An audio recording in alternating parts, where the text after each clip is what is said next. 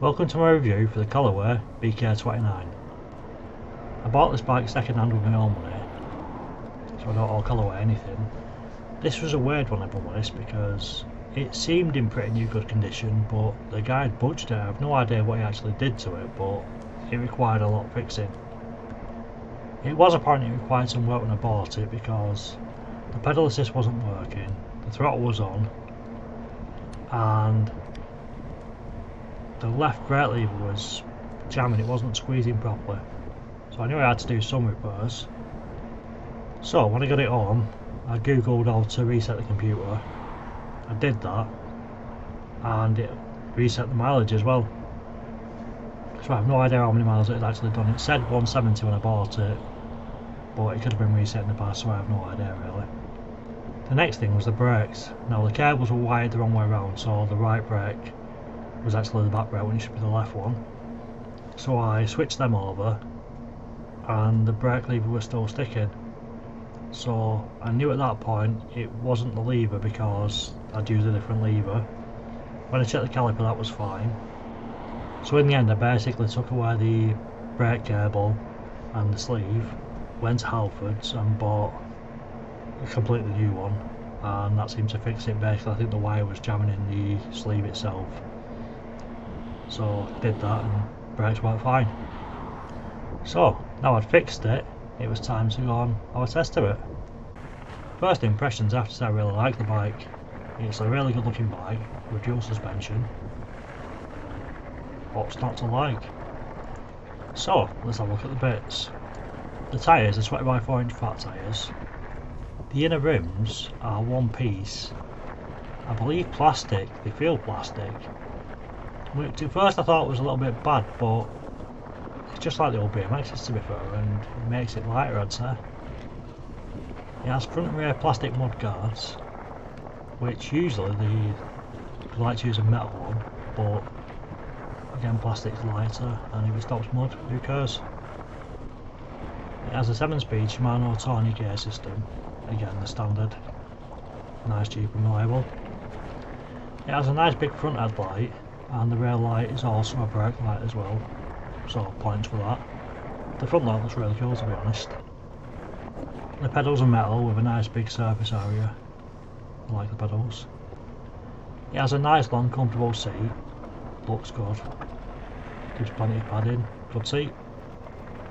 The bike has front and rear suspension and they're set really nicely, if I'm honest. Not too soft, not too firm, and they absorb quite a bit. And it's a comfortable ride, especially with that big seat as well. So, very comfortable bike. It comes with 160mm mechanical brakes, front and back. Good enough to stop your bike. No reason to change them unless you want better, but you don't actually need better, they're fine as they are. Now, the LCD, and this is where the bike starts to let itself down. Now usually I don't really mention the settings side of the LCDs because you don't really need it. You maybe need to go in and change it from kilometres to miles an hour, but beyond that you don't really need much. But normally they are quite functional, you can change quite a bit in them, but this one is very basic. So basically there's like 6 settings total you can actually change, and that includes the screen brightness, the mile per hour to kilometres an hour, and the factory restore. So there's like 3, and that's not a lot at all, and that doesn't even include like changing the wheel size or anything like that. So it's very basic and not very useful. The next issue is it's not very bright. I struggled to see it in the sun, couldn't see a lot of the settings on it, and I don't usually have that problem, so not great. A plus to the LCD is that it does have a USB port, which is always handy and most don't. The final negative on it is the battery indicator. Now obviously my thumbnail said will the battery ever run out, and the answer is yes it will.